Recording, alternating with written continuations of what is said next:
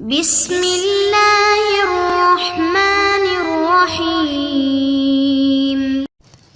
السلام علیکم ورحمۃ اللہ۔ ناظرین، امید ہے آپ خیریت سے ہوں گے۔ اللہ تعالیٰ آپ کو خیر و عافیت سے رکھیں۔ ناظرین، غرر کے حوالے سے ہماری گفتگو چل رہی تھی گزشتہ لیکچر میں بھی، جس میں گزشتہ 2 لیکچرز کے اندر ہم نے غرر کا مفہوم، غرر کے قرآن و حدیث سے غرر کا ممنوع ہونا اور غرر کے مؤثر ہونے کی شرائط کا تذکرہ کیا تھا۔ اس لیکچر میں ہم انشاءاللہ غرر کی صورتوں کا تذکرہ کریں گے کہ کیا کیا ٹائپس اور کیا کیا صورتیں غرر کی ہو سکتی ہیں۔ بنیادی طور پہ 6 ایسی صورتیں ہیں جن کے اندر جو عقد کے اندر پائی جا سکتی ہیں اور وہاں غرر متوقع ہو سکتا ہے۔ پہلی صورت یہ ہے کہ عقد میں جہالت کے اعتبار سے غرر پایا جا رہا ہو، یعنی عقد ہی کے اندر، بنیادی عقد کے اندر ہی جہالت پائی جا رہی ہو۔ دوسری صورت یہ ہے کہ مبی یعنی سبجیکٹ میٹر جو ہے اس کے اندر کوئی جہالت پائی جا رہی ہے، انسرٹینٹی پائی جا رہی ہے، تو اس کی وجہ سے غرر پایا جا رہا ہے۔ تیسری صورت یہ ہے کہ ثمن یعنی جو قیمت ہے، جو پرائس ہے، اس کے اندر جو ہے غرر پایا جا رہا ہے۔ چوتھی چیز یہ ہے کہ مدت میں جہالت کے اعتبار سے غرر پایا جا رہا ہے، یعنی ڈیوریشن جو ٹرم ہے اس کے اندر۔ پانچویں چیز یہ ہے کہ مبی کے غیر مقدور تسلیم ہونے کے اعتبار سے غرر پایا جا رہا ہو، یعنی وہ مزید جو ہے مبی یعنی سبجیکٹ میٹر جو ہے وہ ڈیلیوریبل نہیں ہے فی الحال، تو اس وجہ سے جو ہے اس کے اندر غرر پایا جا رہا ہے۔ اور چھٹی جو ہے صورت یہ کہ مبی کے برخطر ہونے کی وجہ سے غرر پایا جا رہا ہو، یعنی سبجیکٹ میٹر جو ہے اس میں کوئی ڈینجر پائی جا رہی ہو، کوئی اس میں خطر ایسا پایا جا رہا ہو کہ جس کی وجہ سے اس کا ہونا یا نہ ہونا، درست رہنا یا نہ رہنا، یہ اس کے اندر پایا جا رہا ہو۔ تو یہ بنیادی طور پر 6 صورتیں ایسی ہیں کہ جن کے اندر غرر پایا جاتا ہے اور وہ غرر ناجائز ہے۔ اس لیکچر میں انشاءاللہ ہم پہلی 3 جو صورتیں ہیں ان کے حوالے سے گفتگو کریں گے، اور آئندہ آنے والے جو 3 صورتیں ہیں، آخری جو 3 صورتیں ہیں، اس کے بارے میں گفتگو انشاءاللہ ہم آئندہ آنے والے لیکچر میں کریں گے۔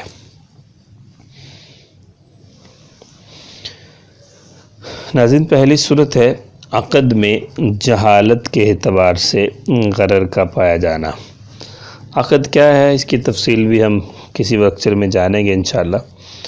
بس یہاں یہ بات سمجھ لی جائے کہ جو معاملہ انجام دیا جا رہا ہے اس معاملے میں ہی، اس کی بنیاد میں ہی جو ہے وہ کوئی جہالت پائی جا رہی ہے۔ جہالت کا مطلب یہ ہے کہ چیزوں کی تعین نہیں ہے، چیزیں غیر متعین ہیں، یقینی اور جو ہے وہ جو صاف ستھری صورتحال ہے وہ واضح نہیں ہے، بلکہ کسی نہ کسی طرح سے کوئی جہالت اس میں پائی جا رہی ہے۔ جہاں جہالت پائی جائے گی، جہالت کا بھی مفہوم سمجھ لینا چاہیے کہ اردو میں جہالت لا علمی کو، کم علمی کو، نااہلی کو کہتے ہیں، جبکہ عربی میں جہالت کا معنی غیر معلوم ہونا ہے، یعنی جو چیز معلوم نہ ہو تو انسان اس سے جاہل ہے۔ تو اصطلاحی طور پہ جب جہالت کا لفظ بولا جاتا ہے تو وہ ایسی چیز کے بارے میں بولا جاتا ہے جہاں جو چیز واضح نہیں ہوتی، معلوم اور متعین نہیں ہوتی۔ تو جو ہے جو چیز واضح، معلوم اور متعین نہیں ہوتی تو وہاں غرر پایا جاتا ہے، وہاں غیر یقینی صورتحال پائی جاتی ہے۔ تو اس کی مثال یہ ہے کہ اگر کوئی شخص ایسا مطلب عقد کے بنیاد عقد میں ہی جہالت کا پایا جانا، اس کی مثال یہ ہے جیسے کوئی شخص دوسرے سے یہ کہے کہ میں تجھے اپنا مکان نقد 1 لاکھ روپے میں، جبکہ ادھار 1.5 لاکھ روپے میں، 1,50,000 روپے میں فروخت کرتا ہوں، اور کسی ایک قیمت پر اتفاق نہ ہو، بلکہ یوں ہی وہ ایجاب و قبول کی مجلس جو ہے وہ ختم ہو جائے، تو اب خریدار کو یہ نہیں معلوم کہ میں نے جو ہے وہ 1 لاکھ روپیہ دینا ہے اور میں نے 1.5 لاکھ روپیہ دینا ہے، کیونکہ بات طے ہوئی نہیں کہ وہ 1 لاکھ دے گا یا 1.5 لاکھ دے گا۔ چنانچہ کل جب پیسے دینے یا لینے کی باری آئے گی تو جو بیچنے والا بائع ہے وہ یہ کہے گا کہ بھائی میں تو 1.5 لاکھ لیتا ہوں کیونکہ آپ نے فوراً پیسے ادا نہیں کیے، اور مشتری یہ کہے گا کہ میں نے تو ایسی کوئی بات ہی نہیں کی تھی، میں تو خاموش رہا تھا، تو میں تو 1,00,000 روپے دوں گا، تو یہ بات باعث نزاع ہوگی، یہ بات باعث جھگڑا ہوگی۔ تو شریعت ایسی کسی معاملے کو روا نہیں رکھتی کہ جس کے اندر اس قسم کی غیر یقینی صورتحال پائی جائے جو باعث نزاع ہو اور جھگڑے کی طرف لے کر جاتی ہو۔ چنانچہ یہاں ایک ایسی جہالت پائی جا رہی ہے جو بنیادی عقد کے اندر ہی، عقد کی بنیاد میں ہی ہے۔ ایک تو یہ ہے کہ چیز متعین نہ ہو، یہاں چیز تو متعین ہے کہ مکان ہے، اور رقم بھی متعین ہے، 1,00,000 ہے، 1,50,000 ہے، لیکن یہ نہیں پتہ کہ دینا کون سا ہے، 1,00,000 دینا ہے یا 1,50,000 دینا ہے۔ تو یہ عقد کے بنیاد میں ہی جو ہے یہ جہالت پائی جا رہی ہے، جس کی وجہ سے غرر پایا جا رہا ہے۔ اس کی اور بھی بہت ساری صورتیں ہو سکتی ہیں، چنانچہ ایک صورت یعنی اس کی اور بھی بہت ساری تفصیلات اور مثالیں ہو سکتی ہیں۔ چنانچہ ایک صورت تو یہ کہلائی کہ ایسا معاملہ کہ جس کی بنیاد میں ہی غرر پایا جا رہا ہے، اور اس کی مثال یہ دی کہ جو ہے وہ 1,00,000 روپیہ دے گا یا 2,00,000 روپیہ دے گا یا 1,50,000 دے گا، طے نہیں ہوا آخر میں کہ دینا کیا ہے۔ اسی طرح اس کی ایک اور مثال جو ہے وہ 2 contracts in 1 contracts بھی ہے، یعنی جس کو صفقہ فی صفقہ بھی کہتے ہیں عربی میں، اور بیعتان فی بیع واحد بھی کہتے ہیں۔ یعنی ایک شخص جو ہے وہ 2 معاملوں کو اکٹھا ایک ہی معاملے میں کرے، اب پتہ نہیں چلتا کہ جو قیمت یا ثمن طے ہوئی ہے وہ کس کے بدلے میں ہے، تو یہاں پہ بھی جو ہے غرر رہتا ہے۔ جیسے اور بھی اس کی بہت ساری مثالیں ہیں۔ بہرحال مختصر طور پر یہ جاننا چاہیے کہ عقد میں بنیاد عقد کے اندر ہی اگر جہالت پائی جا رہی ہے تو ایک یہ صورت ہے غرر کے پائے جانے کی۔ اسی طرح مبی میں جہالت کے اعتبار سے جو ہے وہ غرر پایا جا رہا ہو، یہ دوسری صورت ہے۔ یعنی ایک تو ہے بنیاد عقد، اور ایک ہے عقد کے اندر دو چیزیں پائی جاتی ہیں، ایک ہے سبجیکٹ میٹر اور ایک ہے پرائس۔ تو عقد یعنی جو سبجیکٹ میٹر ہے جسے مبی کہا جاتا ہے، اس کے اندر جہالت پائی جائے، جیسے اس کی تفصیل بھی مختلف نوعیت کی ہو سکتی ہے، اس کی چیزیں یہ انشاءاللہ ہم آگے ذکر کریں گے اگلی سلائیڈ میں۔ اس کی مثال یہ سمجھ لی جائے کہ ایک شخص کسی کو یوں کہے کہ بھئی یہ میرا بکریوں کا ریوڑ ہے، اس میں 20-50 بکریاں ہیں، تو ان میں سے ایک بکری میں آپ کو بیچتا ہوں، اور اس بکری کی تعین نہ کرے۔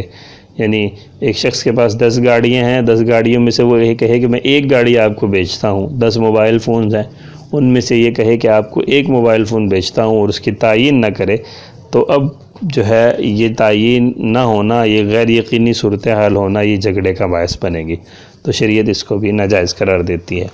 اب مبی کے اندر یعنی اسی طرح سبجیکٹ میٹر کے اندر جہالت کی جو صورتیں ہیں وہ مختلف اعتبار سے ہو سکتی ہیں، چنانچہ 4 اعتبار سے جو ہے وہ مبی کے اندر جہالت پائی جا سکتی ہے، 4 اعتبار سے۔ پہلی اعتبار سے تو یہ کہ مبی یعنی جو سبجیکٹ میٹر ہے وہ خود ہی مجہول الجنس ہو، یعنی پتہ ہی نہ ہو کہ وہ ہے کیا۔ جیسے کوئی بس اتنا یہ کہہ دے معاملہ کرتے ہوئے کہ میں آپ کو ایک چیز بیچتا ہوں، وہ ایک چیز کیا ہے، اس کی ذات کیا ہے، وہ جو ہے موبائل ہے، وہ پین ہے، وہ لیپ ٹاپ ہے، وہ کوئی کیا چیز ہے کوئی معلوم نہیں ہے۔ بس وہ یہ اس طرح سے اگر معاملہ کرتا ہے کہ آپ کو ایک چیز بیچتا ہوں، ایک چیز دیتا ہوں، تو یہ مبی کی ذات میں جہالت ہے، جسے مجہول الجنس ہونا کہا جاتا ہے۔ اسی طرح مبی کا مجہول الذات ہونا، یعنی جیسے ہم نے مثال دی کہ ریوڑ میں سے ایک غیر متعین بکری کی بیع اگر کر دی جائے، تو بکری تو متعین ہے، یہ تو پتہ ہے کہ جو ایک یعنی یہ والا معاملہ تو نہیں ہے کہ میں آپ کو ایک چیز بیچتا ہوں، کیونکہ اس میں تو وہ چیز کا ہی نہیں پتہ۔ البتہ اس میں یہ تو پتہ ہے کہ وہ چیز بکری ہے، البتہ یہ نہیں پتہ کہ وہ بکری ہے کون سی، یہ کون سی بکری ہے۔ ایک گاڑی ہے، وہ کون سی گاڑی ہے، ایک موبائل فون ہے تو کون سا موبائل فون ہے۔ تو اس لیے اس میں بھی جو ہے وہ جہالت یعنی غرر پایا جا سکتا ہے۔ تیسری چیز جو ہے وہ ہے مبی کا مجہول الصفت ہونا، یعنی اس کی جو اسپیسیفکیشنز ہیں، اس کی جو اسپیکس ہیں وہ معلوم نہ ہو. جیسے زمین کے اندر پوشیدہ کسی چیز کو بیچ دینا، یا چھلکے کے اندر یا ریپنگ کے اندر پوشیدہ کسی چیز کو بیچ دینا، اس کے بارے میں بتانا نہیں کہ اس کے اندر ہے کیا. جیسے نارملی آج کل یہ ہوتا ہے کہ بہت سی جگہوں پہ باکسز بیچے جاتے ہیں، ان باکسز کے اندر جو بھی ہوتا ہے وہ خریدار کی نصیب ہوتا ہے. تو ایسے باکسز کا خریدنا یہ درست اس لیے نہیں ہوتا کہ یہ ان باکسز کے اندر جو سبجیکٹ میٹر ہوتا ہے وہ مجہول الصفت ہوتا ہے، پتہ ہی نہیں ہے وہ ہے کیا، کس طرح سے ہے، کیا چیز ہے اس کے اندر. تو وہ ایسا معاملہ کرنا بھی یہ غرر پہ مبنی ہوتا ہے. چوتھی جو تفصیل ہو سکتی ہے مبی میں جہالت کی، وہ مبی کا مجہول المقدار ہونا ہے، یعنی کوانٹٹی ہی مبی کی معلوم نہ ہو. جیسے کوئی یہ شخص کہے کہ میں آپ کو یہ چیز بیچتا ہوں، اب اس کی کوانٹٹی ہی معلوم نہیں ہے، چینی بیچی، آٹا بیچا، جو چیزیں مقدار سے یعنی تول کر یا ناپ کر بیچی جاتی ہیں ان کی کوانٹٹی بتائے بغیر اگر معاملہ کر لیا جائے تو اس میں بھی جہالت رہتی ہے. چنانچہ مبی میں جہالت بھی غرر کی ایک صورت ہے، اور مبی کی جہالت کی یہ بنیادی 4 صورتیں ہیں، یعنی مجہول الجنس ہونا مبی کا مجہول الذات ہونا، مبی کا مجہول الصفت ہونا، مبی کا مجہول المقدار ہونا. تیسری جو صورت ہے جس کے اندر غرر پایا جاتا ہے، غرر کی جو تیسری صورت ہے وہ ہے ثمن میں جہالت. بنیادی طور پہ ہم نے یہ دیکھا کہ پہلی جو غرر کی صورت ہے وہ ہے عقد کی بنیاد میں جہالت، اور دوسری جو صورت ہے غرر کی وہ ہے مبی کے اندر جہالت، اور تیسری جو صورت ہے وہ ہے ثمن کے اندر جہالت. سب سے پہلے یہ سمجھا جائے کہ ثمن ہوتا کیا ہے.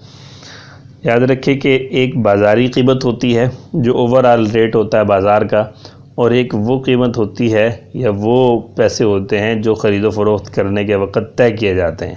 مثال کے طور پہ ایک چیز کی قیمت بازار میں 100 روپیہ ہے، لیکن کوئی دکاندار وہ 95 میں دیتا ہے، کوئی 98 میں دیتا ہے، کوئی 93 میں دیتا ہے، کوئی 90 میں دیتا ہے.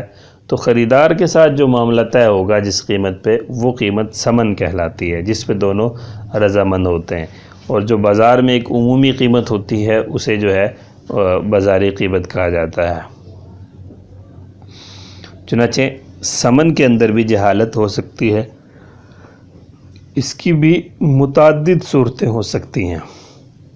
البتہ اس کو سمجھنے کے لیے ہم یہ مثال دے سکتے ہیں کہ جیسے کوئی شخص قیمت بتائے بغیر ہی جو ہے وہ قیمت بتائے بغیر ہی چیز کا معاملہ کرتے، یعنی یہ موبائل تو میں بیچتا ہوں، کتنے کا بیچتا ہوں یہ بتائے نہیں.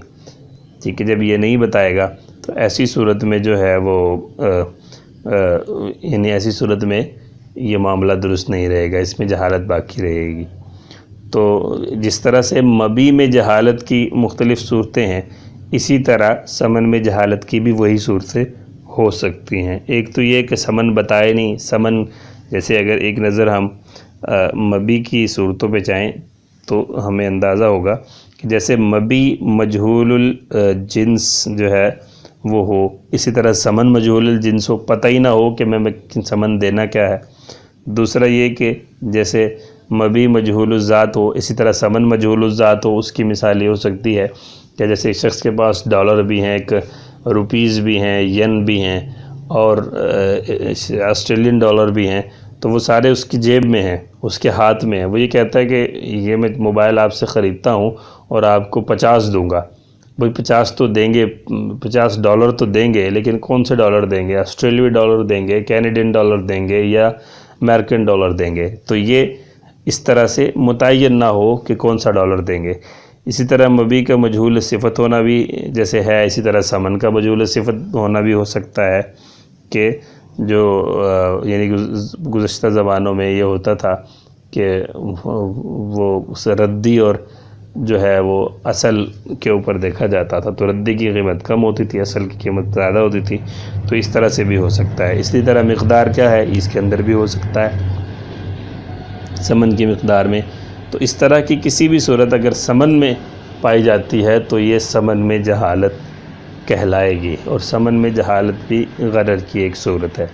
اس لیکچر میں ہم نے خلاصے کے طور پہ اگر ذکر کیا جائے تو اس لیکچر میں ہم نے 3 صورتیں غرر کی پڑھی ہیں۔ پہلی صورت یہ کہ عقد کی بنیاد میں ہی غرر پایا جائے، دوسری صورت یہ کہ عقد کے اندر جو مبی ہے، جو سبجیکٹ میٹر ہے، اس میں غرر پایا جائے، پھر ذیل میں اس کی کئی ساری صورتیں ہو سکتی ہیں۔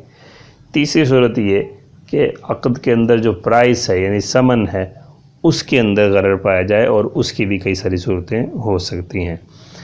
اس کے علاوہ مزید جو باقی 3 صورتیں ہیں وہ انشاءاللہ ہم آئندہ لیکچر میں دیکھیں گے۔ امید ہے یہ ٹیکنیکل لباس کسی نہ کسی حد تک آپ کے ذہن میں آئی ہوں گی اور آپ نے کسی حد تک ان کو سمجھا ہوگا۔ دعا ہے اللہ تعالی ہم سب کو توفیق عمل نصیب فرمائے۔ آپ کی توجہ کا بہت شکریہ۔ جزاکم اللہ تعالی خیر۔